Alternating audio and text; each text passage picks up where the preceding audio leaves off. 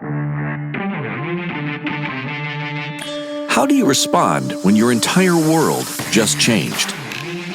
I'm serious. Think about it for a moment. Weeks ago, you weren't even thinking about social distancing or practicing isolation. Now, how do we network? How do we grow our business? How do we stay connected? Furthermore, how can we be of service during this time? Join our host, Tony Grebmeier, and today's guests as they share their best practices and insights to help you navigate the waters ahead. Welcome to Networking Remote. Welcome to episode number 13 of Networking Remote 2020. It's a discussion. I'm already choked up about it, so I hope you're going to join me and let me clear my throat. It's a discussion of business, connections, community, and I think so much more. Today's shows features three amazing entrepreneurs, visionaries, and you're going to get to know these guys a little bit more intimately, personally. You're going to understand their forward thinking and what they're going to bring to you, wherever it is you're watching on the replay, tuning in, listening on an audio podcast, wherever it may be. Just want you to know one thing. We've got public health leader Matt Vogl, Todd McGuire, founder of IncentaHealth, and Nick Cavuto, chief marketing officer at ScaleX. We're going to introduce these guys in just a second for you, but we want you to participate in this conversation. This isn't just the four of us having a conversation. We're asking you to come join us. You can do so by checking out facebook.com/StreamYard. Give us permission to share your comment and likeness here on our stream, and we'll get your questions asked to these experts. So please welcome to the show, the three of them, Todd, Matt, and Nick. Thanks for having us. Good stuff, man. Yeah, appreciate it. Thank you so much, brother. I'm honored to have you all here, and I know everybody's busy. Life, through all of this, has presented a lot of new opportunities and some big challenges. But what I wanted to do first and foremost, give context to anybody watching and listening. I was introduced to Matt via Todd McGuire when I was thinking about and working on a journal for recovery of really just helping the mind, body, and spirit. So I was graciously introduced to Matt. Todd, I think you and I were sitting at a Nuggets basketball game, and you're like, dude, I know the perfect guy. Let me make an introduction. Same thing happened with Nick. Nick, during this whole time of COVID, said in a post that went out kind of to our community, says, hey, I'm an entrepreneur. I'm interested in getting together for a mastermind of like-minded individuals who live in the neighborhood. Anybody interested?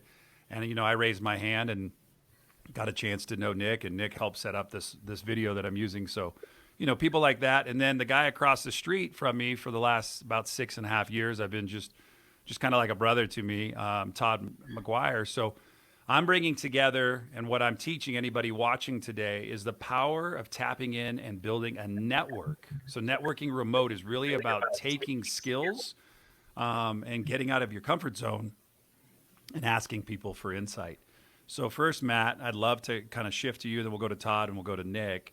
Just give us like a minute or so version of kind of what it is in your role, and kind of I'm really excited to have you here, so thank you for doing that. But your role that you play, and then maybe how you got introduced to Todd. Yeah, so again, thanks for having me here. And I've been with the University of Colorado for about 25 years, and I think in many ways I'm about as non-academic of an academic as you can get. And a lot of what drove me to start the National Mental Health Innovation Center was just being pissed off and just pure impatience. And the universities are great at lots of things, and speed is not one of them. And so I was frustrated at the slow pace of change, particularly in the mental health system. And I was working at the Depression Center, which I helped start at the Anschutz Medical Campus there. And it's an outpatient clinic serving people with depression and bipolar primarily.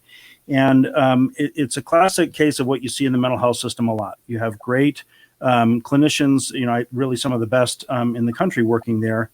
But at the same time, the wait list to get in was oftentimes 5-6 months long, and didn't take most insurance because the economics in mental health are really tough.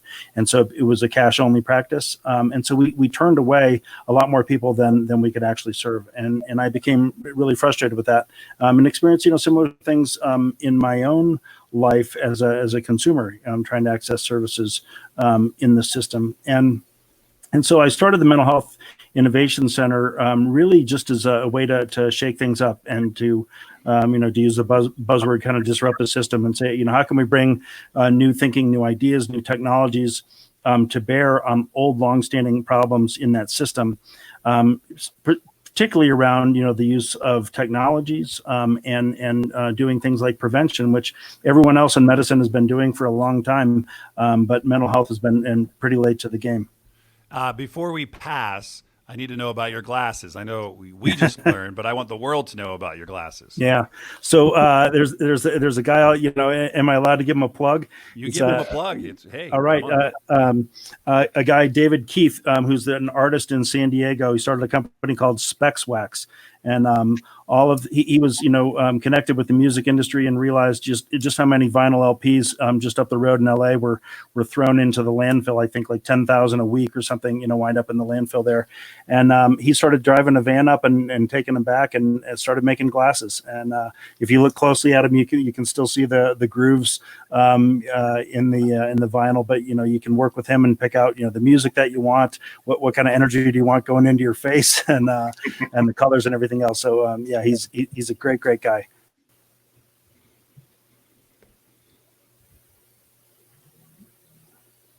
Oh, now I lost your audio. All right, I'm back. Hey, Todd. Yeah, you're back. Yeah, no, that's great. Thanks for having me on, Tony. And this is a treat, just looking at your three smiling faces and getting me to relive Brady Bunch a little bit right here. So this feels good to me. But I can answer where Matt and I met. We had a kind of a tragic loss, and my business partner had a son who committed suicide, and it just turned my partner's world upside down, kind of turned my world upside down with someone that I really love. That connected us to Matt, and through that journey, we started a foundation called the Chris Rule Foundation. We've raised $1 million for mental health, made a lot of neat investments, and Matt has kind of shined a light on that whole journey for us. And I think there's kind of a neat bridge between Matt and Nick, where I think for Matt, the big lesson is be vulnerable, and it's easy to hide and it's hard to ask for help. And looking out at the three of you guys, I've heard you say that, Nick, I've heard you say that a bunch of times, Tony, and that was kind of, I think, the bridge that connected Matt and I together. So I just wanted to say thank you, Matt, for that, and kind of showed that connection. But so I'm Todd McGuire. I'm a kind of a health entrepreneur. My main focus is 17 years ago, I started a company called IncentaHealth, and it's a health software company. We focus on obesity and type 2 diabetes prevention. So I'm the chief technology officer. I design all the apps, all the systems. We've written patents and built some really neat tech that takes a different approach to try to get people engaged in healthy eating and active living. I love that acronym for HEAL. If you talk to me, you'll never hear me use the word diet. I'm always just talking about, how do you feed yourself? You're not going to be on the diet the rest of your life, but you're going to be eating the rest of your life. So let's learn how to eat. And so that's been, kind of my passion for coming up on 2 decades, doing that typically in the business world, going to health systems, big employers. We've run the program around the world. But also on the health side, I'm the founder of a health food company called Humble Health Foods, where I kind of scratched my own itch, where I've always been on the health side of me, trying to get a healthy breakfast, which means how do I get a lot of protein and fiber in my breakfast, and got tired of messy blenders and making omelets. So I just started making my own oatmeal to do that, and been eating that for 10, 15 years for breakfast. And then finally said, I'm going to make a company around it. So I created Humble Health Foods. The product's called Todd's Power Oats. So that's kind of my side project, my passion, to try to just kind of extend, my DNA as a person is I'm part tech nerd, I'm part, health nerd, and everything I do kind of mashes up around those two things. I love it. And great product, by the way. One of the cool things about being a neighbor of Todd's is he says, come over to my house and try this, or, hey, take some of these to your office and give them to your crew. So there's been a lot of testing over the years, but the cool thing about having you as a neighbor is the ability to see that what you're preaching, you're teaching, and you're not just saying it out loud. Your kids live that way, your wife, and everybody embodies that kind of mindset. I love how it's not a diet, right? It's a way of life. You may be on a temporary mindset shift, but you want to find a program that you can actually lock in and drive, not just keep, shifting the gears around. That's what I love about you. So thank you for being here. And then last but least, Nick, you're a random guy in my life. You literally showed up at the right time. I just saw this guy standing and I'm like, dude, we've got like 386 mutual friends, but we're not connected. Yeah.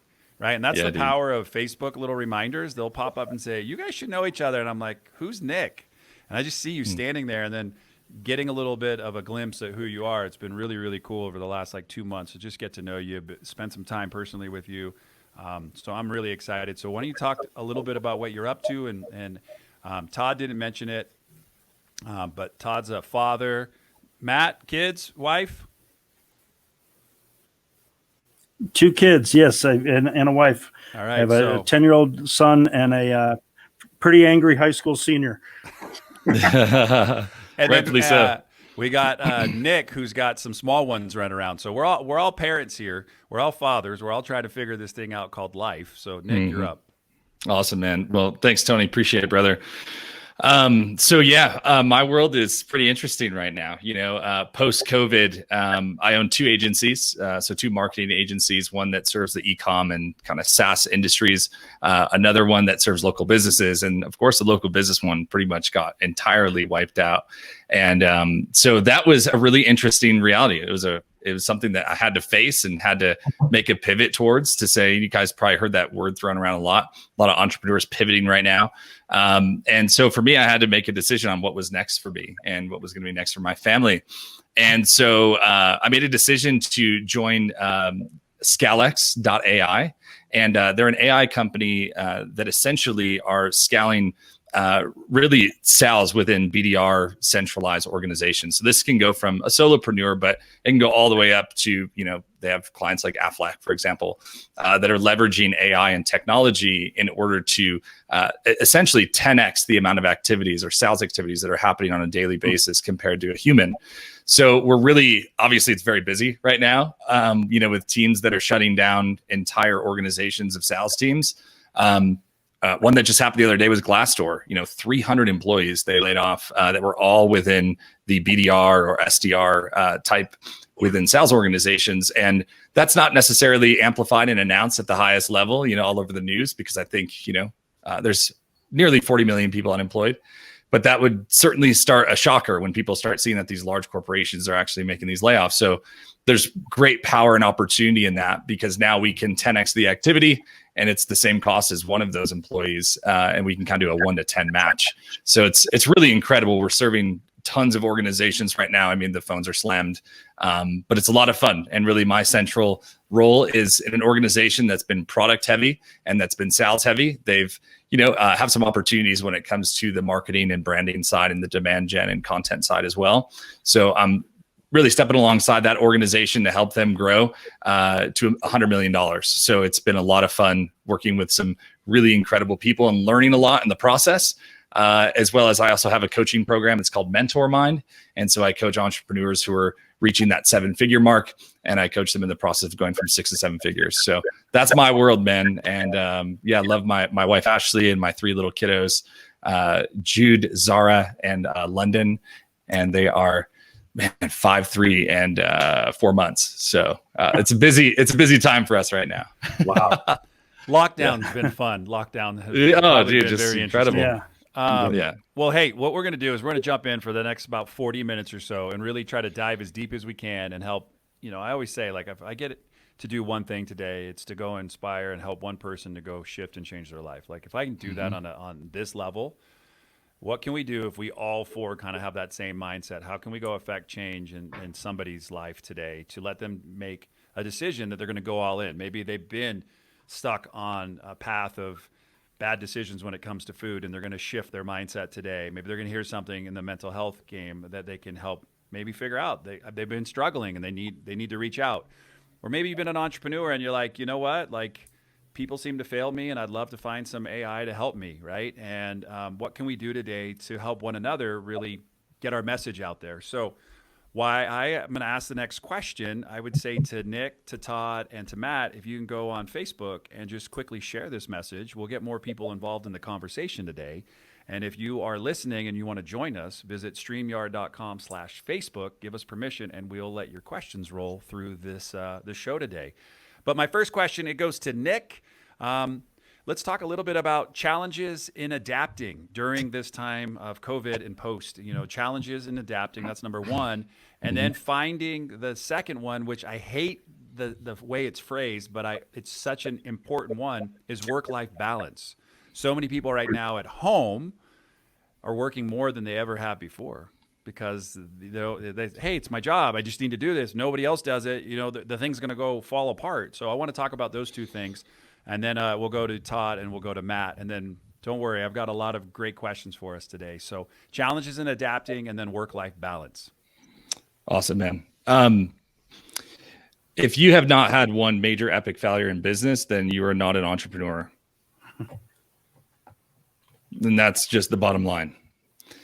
So adapting and change are the constants, not the variables. And so in business, we have to always be ready to have those changes, have those shifts, and understand that failure is a part of the process. So, I'll be transparent. I lost $500,000 in 2 days. In 2 days in March. So for most people, they're going to close the book and they're going to say, I think I'm done now, because that's a serious right hook to the face. Yet at the same time, there's an underdog that comes alive for me where I go part of me enjoys this process of having to figure it out again, of having to restart again. And it's not easy, with my clip rate doesn't change, my lifestyle doesn't change, just because the market shifts. And I know this is going for a lot of people out there, but if I can give you one bit of hope today, it's, that you just got to get back up. And a lot of times for me, I feel like my calling has been around just getting back up. And if that goes back to a story when I was 5 years old and I almost drowned in a pool, to when I was 12 and my grandmother rather taught me how to swim. It's just facing those big fears and understanding that it's all part of the process, And the last thing about that too is just not judging yourself. I think that I'm not judging myself for the loss. I'm not judging myself for the perceived loss. It's just it's the end of the first quarter. So if I already think I'm going to lose the game, I'm not going to show up and play to the level I know I'm capable of. And so that's part of this process too, is in the change and adaptation part is understanding that this ecosystem is alive and it's going to have pendulum swings and it's going to have ups and downs. And, there's a lot of other things that have happened since COVID. My best friend almost passed away. He's fighting for his life right now in the hospital. You don't plan for those things. And so you have to just be willing to understand what the current moment is, that it's part of your call, that it's part of just what's going to happen in life, and to accept it, to not judge it and embrace it, and then just kind of follow through right through it. So I think that's the big thing on change and adaptation. When it comes to work-life balance, I think work-life balance is total BS at this point. I don't think it exists. I don't think it's real. I think that the balance part actually has to do with priorities, and it has to do with how you're going to structure each and every day. For you to be able to kind of look at what's my timeline, what's my approach, what's the greatest work that I can do in the world, and that for my family. And I've heard a lot of people say different things around this topic, but one that I really believe in is if you're really going, 100% in as an entrepreneur, and you're going to really feel like you have a big mission to save the world, don't do that at the sacrifice of your family. But you can kind of do it at the sacrifice of just about everything else besides your health. So it's make sure you maintain your health and your family. And, if it's bar nights with the buddies, if it's other things like your hobbies, there's a time and season where you can let those things go to double down in your business. But certainly I think that for me, it's been time blocking, honestly, and saying this is sacred time. From this point to this point, it's sacred time and no one touches it except for my kids. And what I want to do with my own free time is up to me. So it's definitely a lot harder with 3 kids than when we had 1 or 2. It's a totally different game. But I think balance is not really a thing. I think it's more about just setting your priorities and your objectives for the day and then just crushing them. I think you did great. I think that was a beautiful way of kind of saying and being very humble to say adversity is something that you've overcome. You're right. Your buddy Josh kind of fighting there right now. If you're cool with it, I'd love to throw the GoFundMe out there and yeah, man, appreciate that time. Share a little bit. Will you talk for 30 seconds about what happened to Josh? Yeah, sure, man. So Josh is in Portland, Oregon, and in Portland, Oregon, obviously there's a lot of humidity and there's a lot of moss that grows on tops of roofs and things. So the company that he works for, he cleans roofs and also windows and really makes people's houses beautiful there. So he was looking at moving to Denver to come help me build Mentor Mind, which was our coaching program that we do for 6 to 7 figure entrepreneurs. And Josh is like your classic, really, really high rapport building sales type of guy. Great connector, really inspires people to change. And he's an incredible, incredible human. And I'm not sure exactly what the circumstances were while he was up top, but they kind of looked like rock climbers. They got all the ropes and the chassis and all these different things. And I don't know if he slipped out of his harness or if he was unbuckled for a moment to do something, but fell multi-stories onto concrete, fractured 3 parts of his wrist, his eye socket, and 2 fractures in his skull. He's been in a medical induced coma for 8 days and he's fighting for his life. Super healthy kid, which is definitely helping him out right now, but he's not out of the woods yet. And that's the hard part. We want to get him clear first, and he's not there yet. So if anybody, whatever you can give to help out would help him. His family obviously is devastated with COVID. They can't even go see him. So they're like doing iPad visits. And it's a hard time for Josh to be alone during this, even though he's not fully conscious. And certainly for his friends and family, this is, like I said, this is not something you plan for. So this is the first time I've been dealing with having a traumatic situation happen with a close friend. My grandparents died in their 80s and 90s, but besides that, I haven't really had a traumatic event. So taking time to feel through it and experience it. And at the end of the day, Tony, it's hard for us to lead people through things that we haven't been through ourselves. And that's what gives us the credibility to be able to speak life into people and really encourage them. So I'm just trying to learn through this. And I know to be a blessing for others and not judge the moment and hope the best for Joshy. But at the end of the day, whatever God has in store for him, that's what I'm surrendered to. I like that. Prayers to Josh and his family. We'll get through this. It's the craziest thing, right? I can't begin to tell you how many stories I've heard of people going up on roofs. And I know that Todd, your wife the other day was talking about going up on the roof, and I'm like, no, don't do that. I know.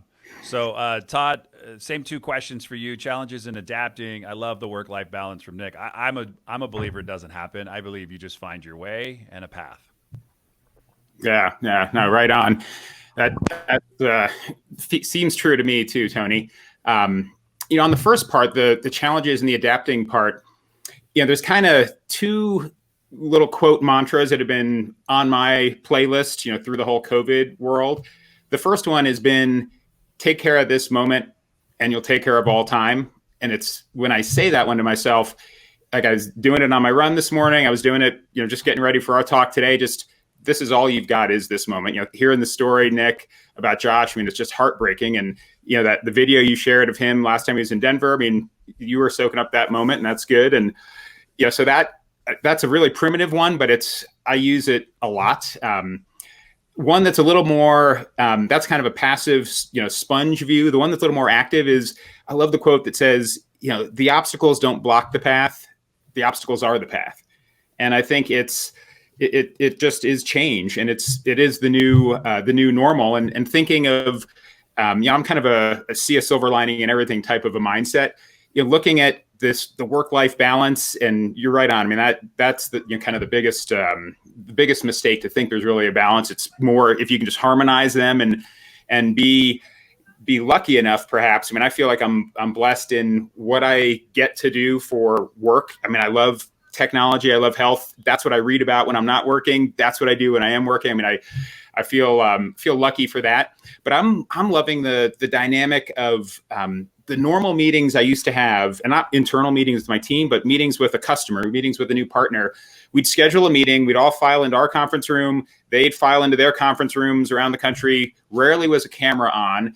And you're just wondering, how much attention are you getting from anybody? Now, in meetings with complete strangers I've never met, 90% of the time, the camera's running, and I'm seeing real life. I've got twin boys that just turned 9 and a 7-year-old. They're popping into the background. I might see, a new partner's dog or cat or kid in the back. And, I've had I've had some new business relationships, very, very strategic, large scale opportunities that are starting completely during this COVID season that we're in. And they've begun with kind of, formal meetings, and, people are dressed nicer in the video calls to, the most recent ones where, the executive from a big healthcare system is, sitting there in workout gear. She just got back from her trail run, but we've built a relationship and she feels comfortable, and we're talking and putting together real meaningful stuff. And I think it's better. I think I'm seeing a human connection to voices that used to be faceless on a conference bridge in my conference room. And now I don't know if I want to go back. There's some neat, that to me speaks to change, and it speaks to harmony, because I'm seeing real life of my customers and my colleagues, and they're seeing my real life. And I love that. So I think that feels kind of, looking at you, Matt, like that feels like authentic and kind of vulnerable in a good way. Yeah. Yeah. No, Todd, I think, wow. Like I get that, right? Because we want connection, right? And so I used to be the guy who would phone call you. I've switched to video. I'm like, this is the day and age of just the connection. Be who you are, answer the phone where you are. And if you're not, send me to like whatever voicemail. I hope unless I'm in the bathroom. I hope there's voice video coming soon. I really, really do. I can just leave it. Like, it's really easy. I can just send it. I know like Duo on Androids and stuff, they have that. But like, I love the power of seeing connection, because that's what I need. Because, being the extrovert and kind of going out, I need the connection. And when I don't have that connection, I feel disconnected. So Matt, I would love your 2 takes on this. And then I got a powerful question coming up for the 3 of you. Yeah, I have a little bit of a different experience working in mental health. So when we look at the challenges, and the adaptations that we have to make, it's more than just, how do I make my company survive, or how are we going to, pivot to, to be able to save employees and and keep ourselves relevant. But what we're doing in the mental health field is so closely tied to what's happening in the world right now, that for us, the challenge is really about the sense of urgency that we are facing, and on the brink of a mental health crisis, the likes of which we've never even fathomed as possible. I truly believe that the mental health crisis that is unfolding now, and that will continue to unfold long after the virus is gone, is it's certainly the biggest of our lifetimes, maybe the biggest in the history of the United States, possibly the largest just in terms of sheer numbers affected in the history of the world. And so we have a mental health system that was already overwhelmed even before this started. I was talking about the wait list, you couldn't get appointments. You think about the tie between job loss and financial insecurity and depression and suicide anxiety, just the job loss alone. We're potentially looking at just skyrocketing suicide rates and things like that. The system couldn't take care of the patients that we had 11 weeks ago. How in the hell is it going to take care of millions and millions more people in relatively short order? And it's not a question that we have the luxury of just sitting around with our feet up and pondering, the way that we're oftentimes used to being able to do in academia. There's a real urgency. So for us, the challenge is, how do we adapt and start making an impact now? How do the technologies and the people that we've been working with, how do we help them and say, look, a 5-year product runway doesn't do us a bit of good anymore. What are we going to do in 6 months? What are we going to do in 6 weeks? Because if we don't do that, we're going to be so overwhelmed that we'll never get it back. So for us, I think that the stakes in the game that we're playing have been raised considerably. And then, transitioning into the second question, that obviously makes it pretty hard in terms of work-life balance. When you're thinking about, yes, I need to take care of myself, and I need to take care of my family, and I have to have that time. And also, there's people that are dying. There's people that are suffering from working at home because they can't have human connection, because human touch is gone. 100,000 people that have died, most of them haven't even had a funeral. And what that does to the people who are mourning their losses and things like that. The rest of us who are we fear getting sick or having our parents get sick. We fear losing our jobs. So job loss doesn't only affect those people who are out of work, but all the people who are left behind are now saying, "Look, we're vulnerable too, and I'm afraid, and I'm also overwhelmed because I have to absorb the work of the 5 teammates that just left, and I'm one of 2 that hung around, and so we have this this additional additional work. But I don't think you can give up on the work-life balance. I disagree a little bit that you can just say, it's just not going to be here. It may not be, but I think if we give up striving for it, if we give up the idea of having that balance, then we're going to stop working towards it, and it's critical. So even though, like for example, in our center, even though we're busier than we ever were, as we've all are experiencing, one of the things that I did right off the bat is I told my staff, look, 4-day work week, because I need you recharged on Monday, and you're not going to do that on the weekend if you're just doing your errands and your grocery shopping and stuff. Then and we saw productivity skyrocket just by doing that, to say, okay, look, I want you to even if and of course everybody's working to some extent on that day off, but at least if you're not scheduling meetings, at least if you're taking a couple of hours to get out in the woods or do whatever it is, and because it's not the work-life balance.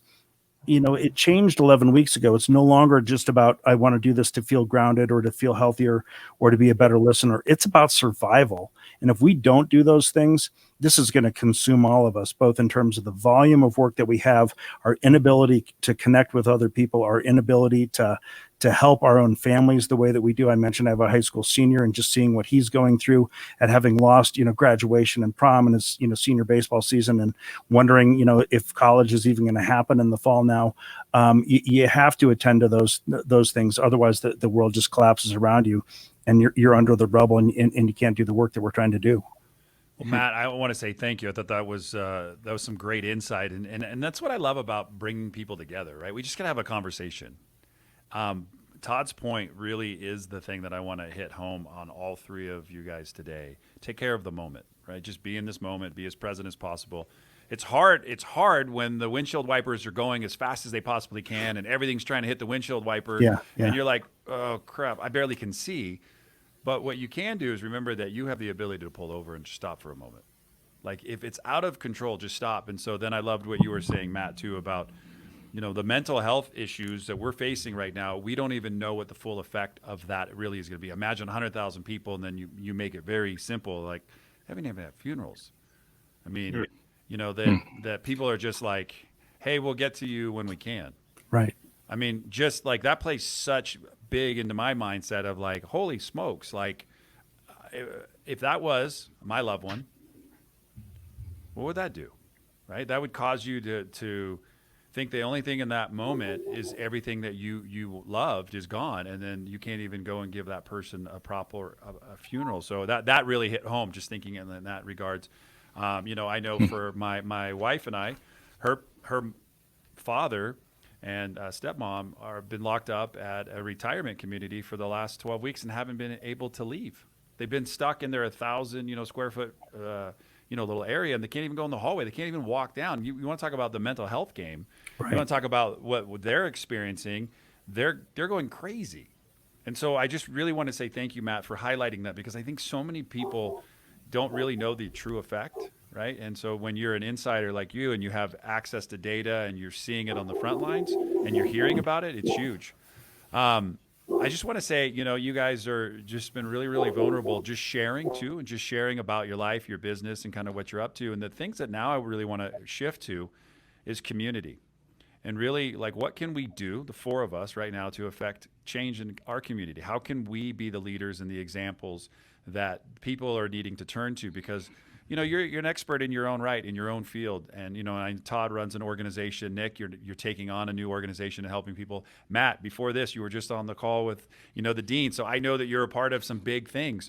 So what I want to know is, like, what are some things that you're able to do or have been able to shift to helping do right now around community? So Matt, we'll come back to you, and then we'll go to Nick, and then we'll come back to Todd. Yeah, it's so critical, with community right now. When you compare what we're going through now to, like, say, 9/11, one of the things that was possible then is for people to come together, to mourn, to be angry together, to be sad together. It was one of the beautiful things, in those 2 days after 9/11, it raises eyebrows, but I oftentimes say that was the best 2 days of my life, because the humanity was at our best, because, men could cry. We could, strangers would just put their arms around each other, and because we were all experiencing it together. we're experiencing it together now, but we're doing it largely in isolation. And that's a huge fundamental difference. You can't put your arms around your neighbor anymore.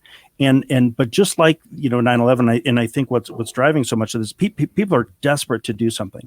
You look at the fact, in so many cities at 8:00 at night, people go outside and just scream and start yelling because I don't know what else to do, but I can go outside and yell and make noise at 8:00, to thank the workers and the Blue Angels flying over, and we're just desperate for something to connect us. And so I think that it's up to every individual. And the only way that we're going to just reinvent community is by individually, going out and everybody has to step up and be the leaders. We can say, well, it was me. I'm stuck in my apartment. But look, the people like us, if we're going to call ourselves innovators and entrepreneurs, then goddamn it, we have a responsibility to get out there and to be leaders on our block and in the among our coworkers and our friends to say, okay, I'm not gonna mope about this. I got to make something happen, whether that's Zoom encounters or redefining how we meet and engage with each other. But we just can't wait for it to come along because it's probably not going to. I love that, Todd.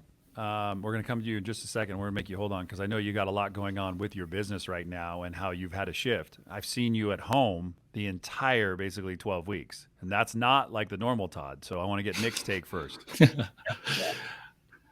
The baseline of connection, I think, comes down to being understood.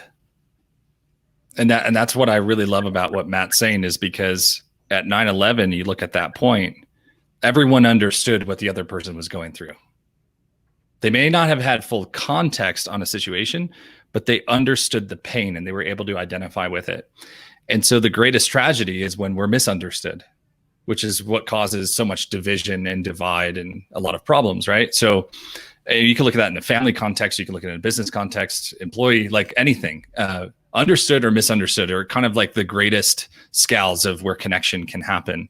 And so for me, I launched Mentor Mind in December of last year in 2019. So before COVID hit, and it had a live event element inside of it.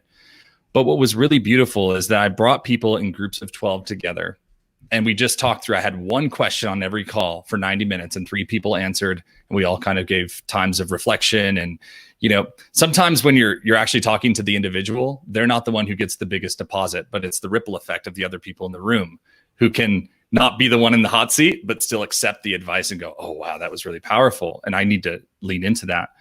And so, this kind of idea around Zoom or kind of teleconferencing, idea here on video has been a way that I've found people like Todd, you just mentioned it. You've actually felt more connected now than you were previously. And that's not the first time I've heard that. Now, my circle of influence is a lot of people who are digital entrepreneurs. So used to not necessarily having that life on life experience, not having the office environment experience. And so now having people who previously you weren't connected to, now you're able to see them and interact with them is really, really a special thing.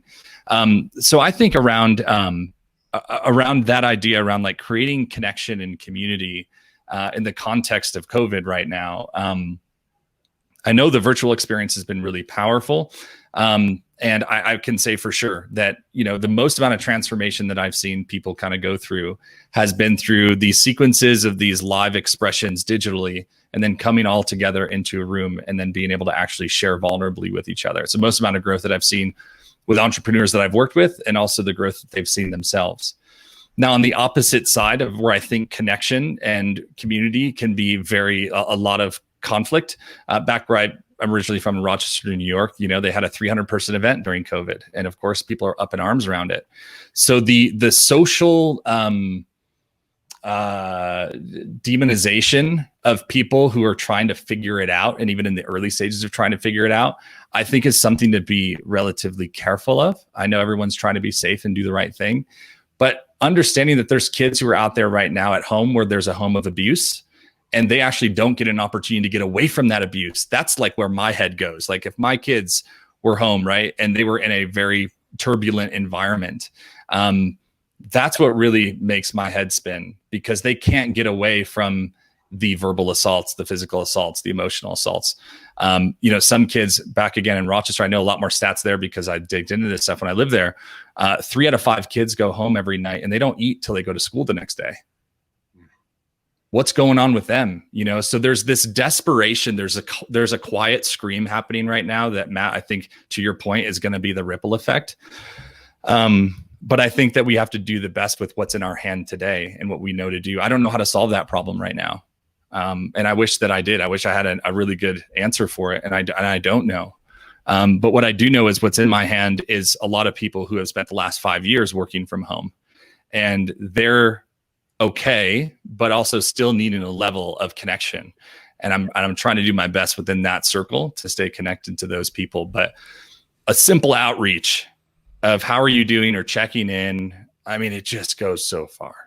It just goes so far. Oh, a simple word of encouragement. Jordan Peterson was talking about this. A simple word of encouragement can literally 10x, especially right now, without that human touch, without that affectionate ability to be able to reach out and touch or hug someone. A simple text to somebody you haven't talked to in a long time. I don't care. Go through your phone and just pick somebody random and say, I'm thinking about you and I hope you're doing well. It just goes a long way. To be seen, to be understood, I think is really at the core context of that.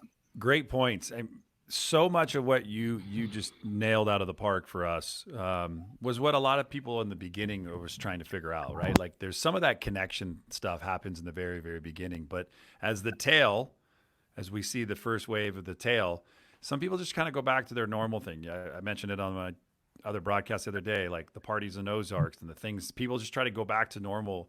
Look, like everybody's taking today. This is one day at a time. This is a program I live with. I live with one day at a time. I don't know what tomorrow's going to bring. So I'm going to live and be in this moment. That's why I love what Todd said today. Right. And so thank you very much for sharing. Todd, you're that serial entrepreneur, that techie, that guy. If I need anything, I'd be like Todd, and Todd knows somebody here who's figured it out. So Todd, I've watched you for the last 6 years. I stalk you socially and as a neighbor, watch you leave every single morning and go to your job, and you come home and now you're doing Todd's, your humble oats in a commercial kitchen. So you're working late nights. How's the community changed for you along your business line? Because it's always been in an office working, day in and day out with all of your creators to come up with your next wave of products and that kind of stuff. Yeah, it's definitely been a shift, Tony. An interesting dynamic has happened. I'll talk kind of on the business side, and then I'll talk a little bit on the micro personal, neighborhood side of community. But on the business side, our business has been around this big health kiosk, right? We've had this medical grade scale that is a 600-pound capacity scale, and we have people on our programs that are 550 pounds and desperate to get healthy. I mean, so it's been a very much an enterprise type of thing where we've got hundreds of these installed around the country, and that's been completely upended with the COVID world. The locations that have had those kiosks have all been shut down, and people aren't even in there using them. But on the flip side of it, we started a project with the University of Nebraska Medical Center about a year ago, where we went out to rural Nebraska and found a problem that almost was prophetic for COVID. It's rural physicians and rural patients that live so far from their doctor that they never get in there. And we had one of the kind of the cool tech experiments I've been pursuing for the last few years is a small wireless scale, so that you can take our big platform and use it in your bathroom and put your smartphone on the counter, and our whole program takes a picture of you as you're changing. We call that the healthy selfie.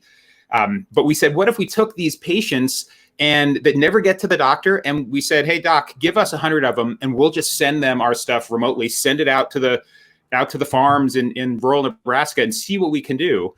And we're just coming to the end of that 1 year study, and we've gotten half of them to have this 5% change in their weight, where most people are going up, and these are heavy folks.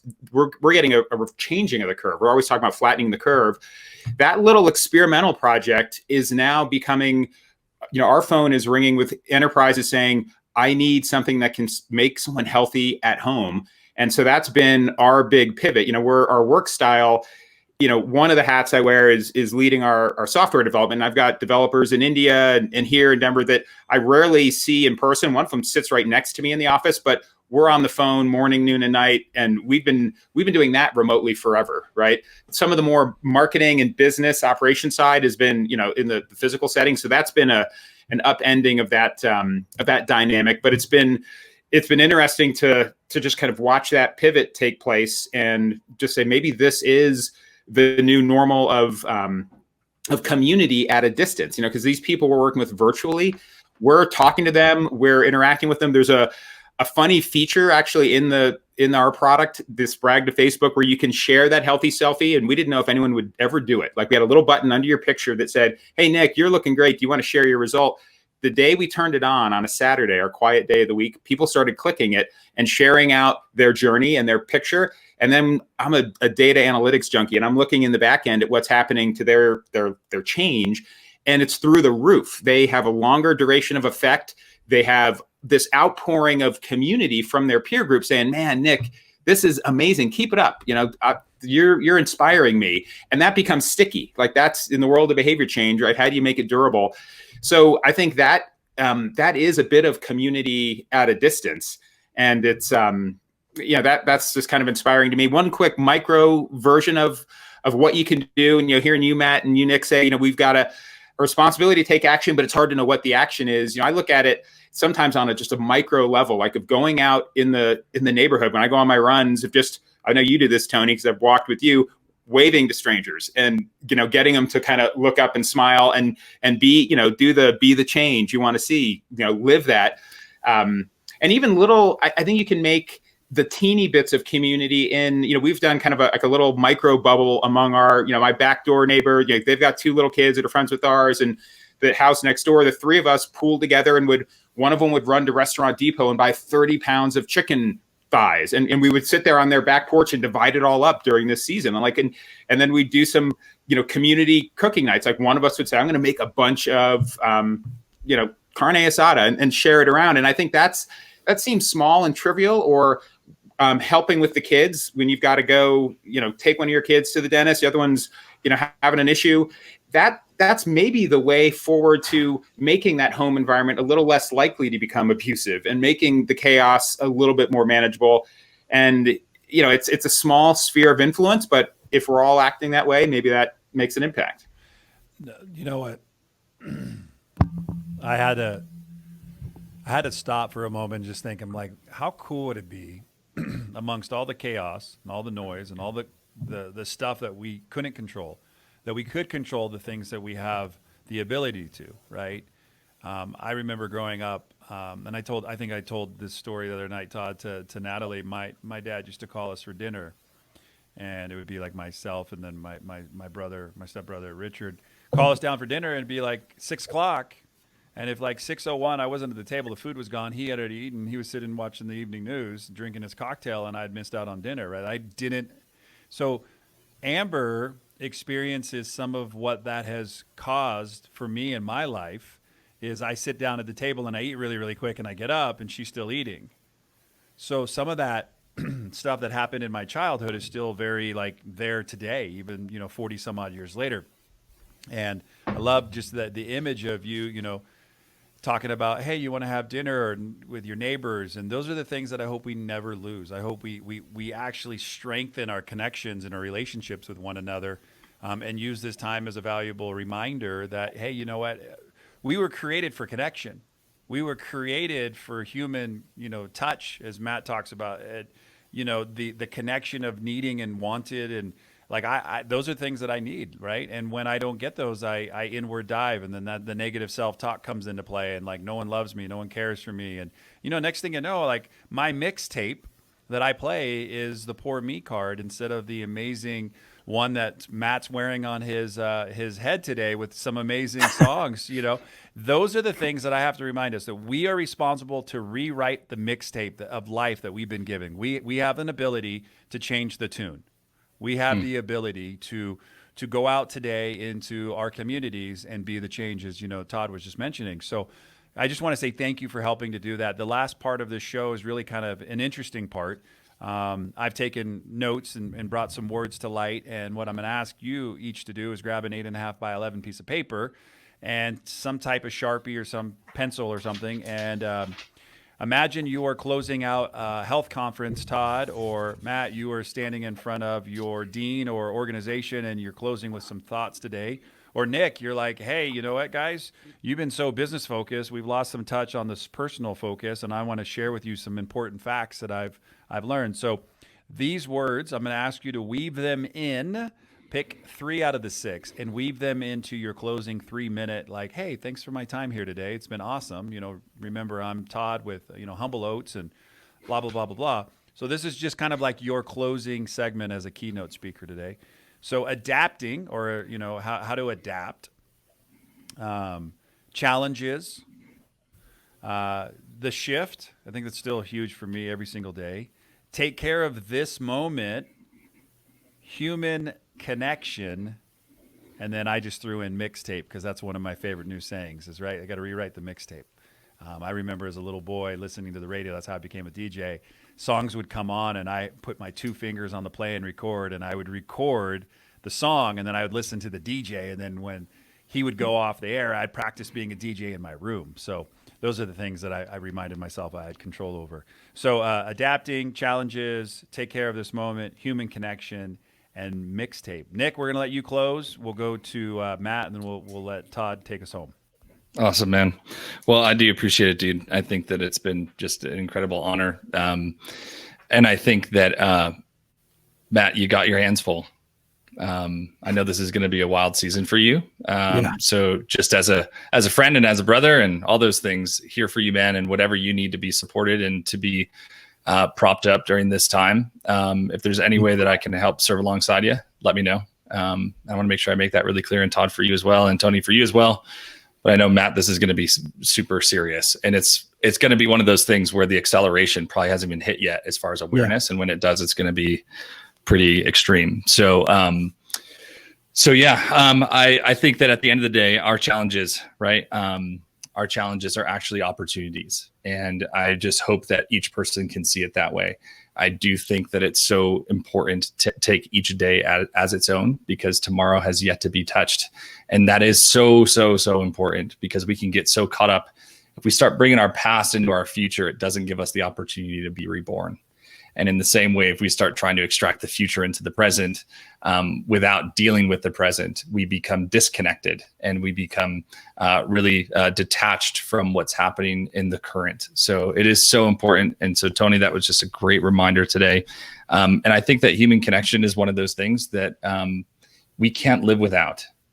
And, we have to find ways to innovate around this, but also to ensure that we don't allow our values as a culture to shift to the point of where it's acceptable that those things are no longer existent. There are some really principled, solid American values, I think, that we all hold. And I think it's important that we all make sure that we hold on to them in the future. So that's the shift. That's the big idea. And Tony, appreciate it again, brother. And thank you, guys. Really, really had a great time with y'all. Thank you so much, Nick. All right, Matt. Tony, I'm just so appreciative to have been brought into this conversation with you three amazing, smart, introspective, thoughtful people, and I really appreciate it. And Nick, I'm gonna take you up on that offer. So cool, just, look for me on your phone. I think what really has been driven home, and Nick and Todd, in your last answers, you really nailed it, is there's a huge opportunity here for all of us personally and professionally, and societally, and as communities, to rewrite the rules. And there are things that are happening now that we all hope that we're gonna, that we're gonna carry forward. It may be that sort of the status symbols of corporate America are gone now, because nobody gives a shit what we're wearing on our feet, what kind of shoes you have, or where your ties from, because people aren't wearing them anyway. And things like, just even the little things that we consciously choose to do, whether it's, like you said, sending a text, or Todd, just waving at people. We find comfort in routine, but routine's just not possible anymore, the same routines. And so it's why people have those 300-person gatherings in Rochester, the pool party in the Ozarks, is because we're so desperate and we don't know what else to do. So we go back to the old stuff, or we have Zoom happy hours and then realize that something doesn't feel right about those because they're not a real happy hour. Because in a real happy hour, we'd pair up and we get away from the boss and we go in our corner and this, I'd go hit on somebody and whatever else. And so it doesn't work to just take what we had before and try to replicate it in another way. We can't do it through technology. You can't expect medical visits or mental health visits to be the same. Can't expect, the in-person stuff to be the same, but there's an opportunity to make something new, something completely delightful, and even better, and to just be conscious about what we're doing for ourselves, our families, and our communities. And that to me is the exciting thing. And so I just appreciate the three of you really bringing that into focus for me. Matt, it's and just an honor. You're such a giving and caring person. I mean, I'll resonate with Nick said, and I know Todd speaks highly of you too. We just appreciate your time during this, and I'll echo what Nick also said. If you need something, we're happy to join together. And the great thing using a platform such as Facebook, podcasts, et cetera, as this message gets out there to the masses where normally messages don't reach, right? So we never know when the next person's going to run and listen to this on their morning walk, or you're sitting in their house just listening to something or watching it. So it's super, super important that what you're here doing today lives on. That's one of my messages to the world is whatever I do today, I want to live on long after I'm gone. Thanks, and buddy. look at little Fizzy, Izzy. Emerson, hey. The whole crew, yes. All right. That's that Mayhem right there is McGuire a quarantine life. All right. Your dad has an important job to do, so let him wrap up and then you can play with him. I would say I'll take it to a personal kind of a micro level to finish where, I'm a quote guy, right? I live by quotes, and I love the little one, like, don't try to calm the storm outside, calm the storm inside. So for me personally, with the news conferences, all of the inputs coming about what's going on, early on, it was just hitting me hard, and it would rattle through my brain while I'm trying to sleep. I mean, just really, really tough, right? So I set a rule for myself where that's a trigger. And, Tony, you hear me say that thing, everybody's a teacher, everything is a teacher. They're teaching either something good or something bad. I said, hey, this is a teacher. Use it to something you can control. And I've been wanting to learn a new programming language for a long time. And I said, every time the Corona time news weighs heavy, I'm going to dig out my Swift book and I'm going to learn, a language that it'd be a luxury for me to dig into. So I felt like I traded that anxiety time for something positive. And just yesterday, I came across the quote that hit me perfectly. And I'll wrap up with this. It was saying, don't shrink your possibilities to match your mind, stretch your mind to reach those possibilities. And so I think that mindset embodies what you're talking about, Matt. We have a responsibility to try to figure these things out, and use this as catalyst for growth. And when you said take out an 8.5 by 11 paper, Tony, I thought you were going to say to write something down. So I brought my kids in so I could say, hey, just love your family, whatever that family is. If it's literally your wife and kids, if it's your neighbors down the street, everybody can do that. And, if we're all doing that, that could be infectious, so. I appreciate it. And, for Todd and I, we often talk. We both lost our dads several years ago. Thanks for listening to the Networking Remote. Remember, you are not alone.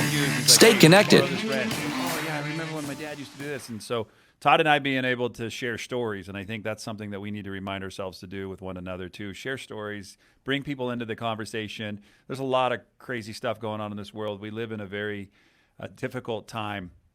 But I am reminded of the time that you've all spent with me today. You've helped make my life and this moment so much more memorable, so that I know that I can do what I set out to do, which is build connection and community with people who I sometimes only know because a friend said yes. Hey, make an introduction. So I want to remind anybody listening today, wherever it is, whatever you're going through, remember you're not alone. You may feel stuck, you may feel uncertain, but you have gifts and abilities today.